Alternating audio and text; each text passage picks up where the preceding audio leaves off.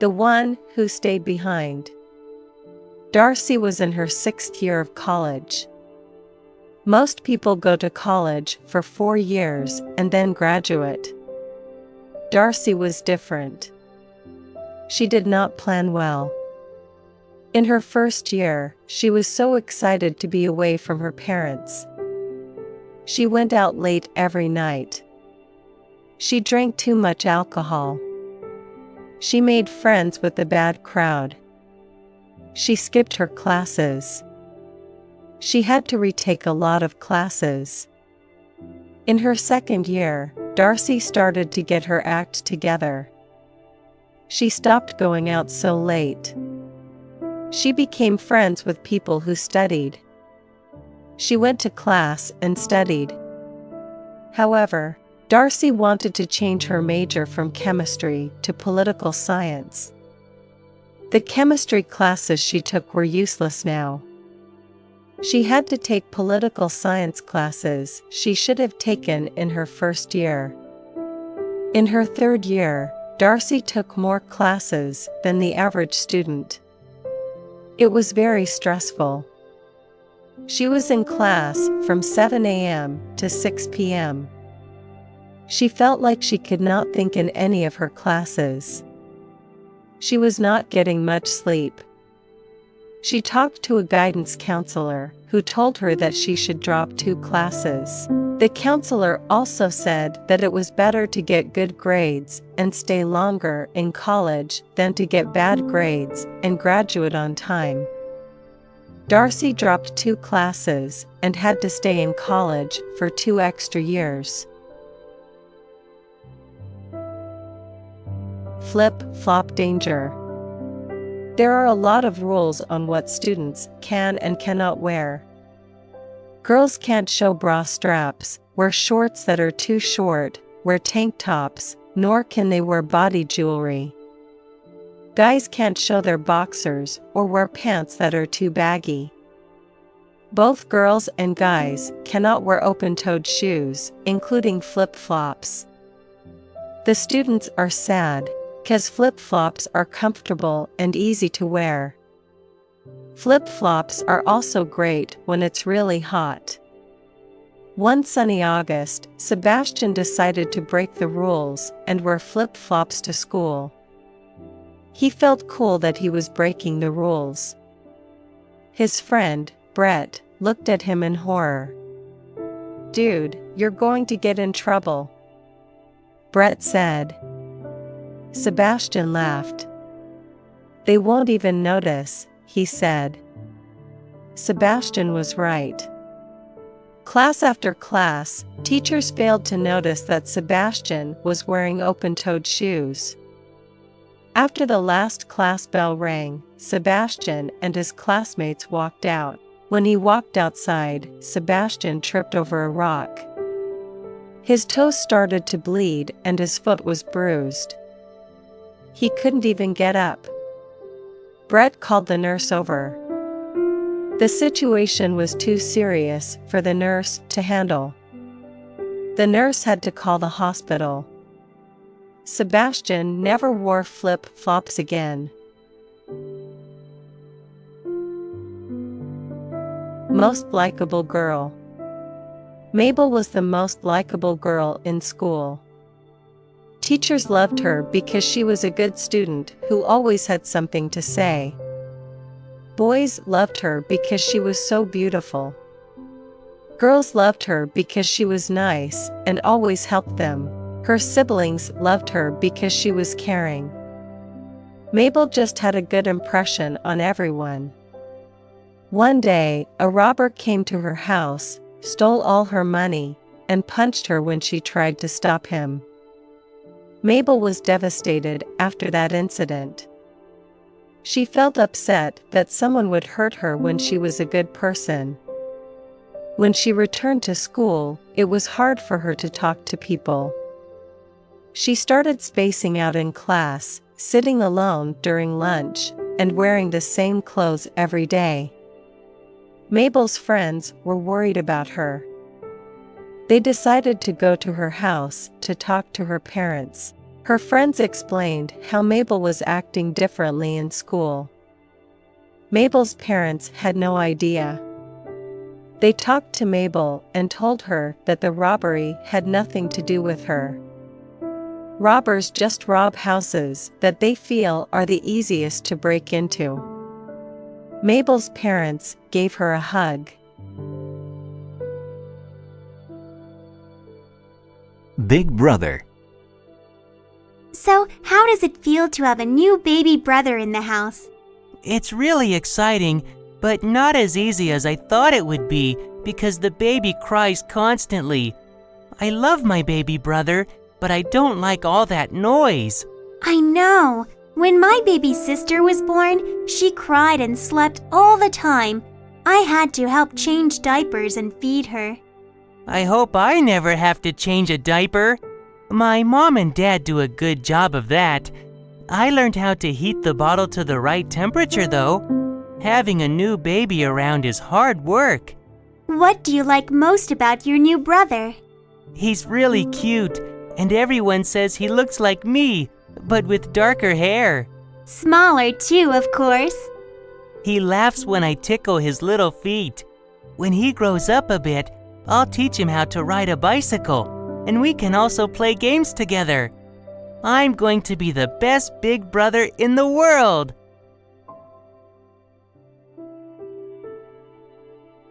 Soccer tryouts, Howard was never the athletic type. In fact, he was always the fat kid. People made fun of him for his size. Howard wanted to change that. He wanted to be more healthy. He wanted to get into sports. He saw a flyer for soccer tryouts. Howard never played soccer, but he watched it on TV. Howard had 1 week to get ready before tryouts. He watched soccer games on his TV for 2 hours. He bought a soccer ball and kicked it around at home and at the park. He bought the book How to Play Soccer. He asked his dad to play with him, too. Howard felt like he was a great soccer player. He was ready. He went to tryouts. There were at least 50 boys trying out. Howard got nervous. They all looked like they knew what they were doing. They could bounce the ball on their heads, juggle the ball with their knees, and kick the ball far. The coach set up a game for the boys to play. Howard was on the red team. Someone passed the ball to Howard. Howard stopped in the middle of the field. "What are you doing, man?" his teammate asked. Howard took a deep breath and told himself he could do it. Howard got his head back into the game. He caught the ball with his foot and made a goal. He couldn't believe it. No one could. Howard made the team. Strengths and weaknesses. Howard had recently made the soccer team. However, he has been having trouble with the captain and keeping up with his teammates. Howard wasn't in shape as the rest of the guys. He also couldn't do a lot of things that the guys did. Howard knew that the only reason he made the team was because he made a goal during tryouts. The goal he made was lucky, though. The coach quickly realized this after the first week of practice. The coach set up a meeting to talk to Howard. "Do you know what this is about?" the coach asked. Howard nodded. "Your performance has not been so good compared to the others. It also seems like you're having a lot of trouble," the coach said. "Yeah, I didn't grow up playing soccer," Howard said. "You're going to have a lot of trouble if you stay on the team if you still want to play. I think you should take classes and try out again next year," Howard sighed. He knew the coach was right, but he was still sad. Howard cried. The coach put his arm around him. "Everyone has strengths and weaknesses. Soccer is not your strength, but you are probably good at something else. My strength is playing soccer, but my weakness is playing instruments," the coach said. Howard felt a lot better after hearing him say that. Howard knew that he had strengths, he just had to find out what they were. The new boss. You know, Kim, I think our new boss doesn't like me. I don't understand why. That's not true, Trevor. Why, just this morning I heard her say you're a very good employee. She said you work very hard every day. That's news to me. I wish she would say it to me, but she just criticizes everything I do. I think that you're being too sensitive. Do you really think so? Maybe I just need a vacation. I haven't had one for years. It's not good to work so hard, Trevor. I think a vacation is a great idea. How about you? Are you happy at work these days? Yes, I'm really enjoying working for this new boss. That's why I'm surprised that you think she criticizes your work. Actually, I think she is helping you to improve your work. She's just trying to help. I didn't realize that. Now that I think about it, you're right. I feel much better. Good. Let's go for lunch. A homeless man's past. Ricky is homeless. He sleeps under a shady, big tree at the park every night. In the morning, he walks around the park and sometimes goes on the playground. He likes going on the swings, closing his eyes, and thinking about the past. His past was great. He grew up in a wealthy family. Both of his parents were doctors. Ricky went to a good school, had lots of friends, and was on his way to be a doctor. Everything was perfect. Then, his parents got sued by a patient. His parents lost the case and owed the patient millions of dollars. Ricky and his family had to sell their house and move to a much smaller house. Ricky also had to move schools. Ricky's parents had a very hard time adjusting. His dad got a heart attack after 1 year of living in the small house.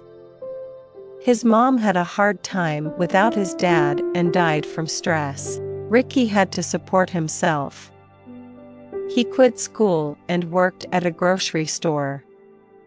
He eventually quit because he thought he was too good for his job.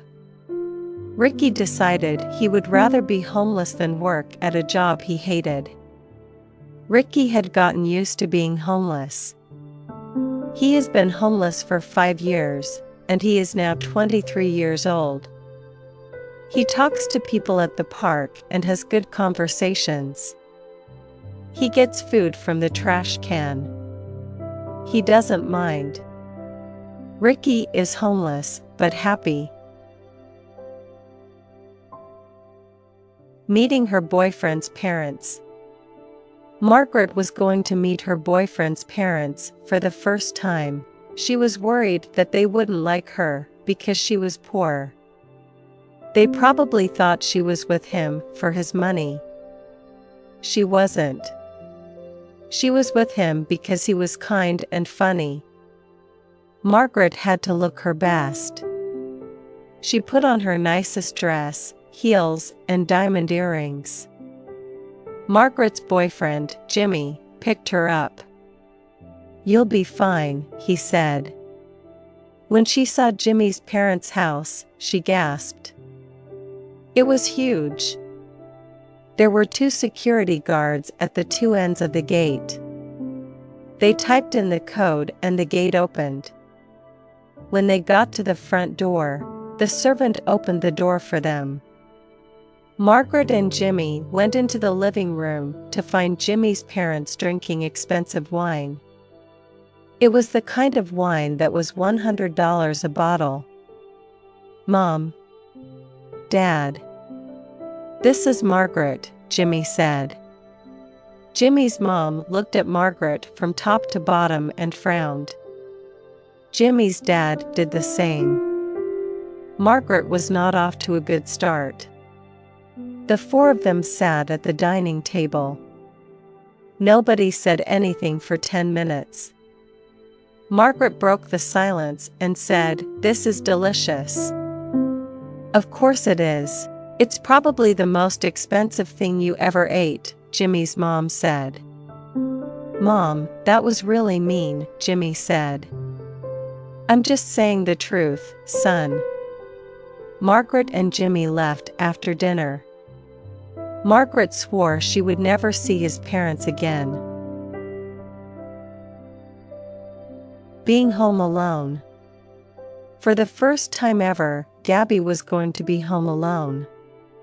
Her parents and little brother were going on a one-week trip to Hawaii.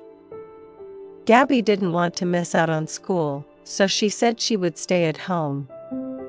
It was going to be great. She could stay up late as she wanted to, invite people over, and sing as loud as she wanted to.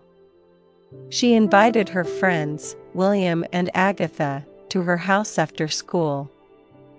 "Wow, it is so cool to have the whole house to yourself. Your parents must really trust you," Angela said. Gabby's parents trusted Gabby because she always told the truth and did the right thing. "You should throw a party," William suggested. Gabby and Agatha gasped. "Didn't you hear what I just said?" Agatha said. "I heard you. I just think Gabby should do the wrong thing for once and not be boring," William said. Gabby did think about it. People at school did think she was a goody two-shoes, and her parents probably wouldn't find out. "Okay. I'll do it," Gabby exclaimed. Gabby invited the whole 11th grade class to her house on Friday. A lot of people came and the house was packed. It seemed like everyone was having a good time. People really liked the food and the music at the party. Eventually, however, the party got too crazy. People started yelling at each other, things broke, and neighbors complained. All of a sudden, the door opened. It was Gabby's parents. "Mom, Dad, aren't you supposed to be here tomorrow?" Gabby asked. "We were, but we came here to surprise you with a gift," her dad said. Gabby felt guilty.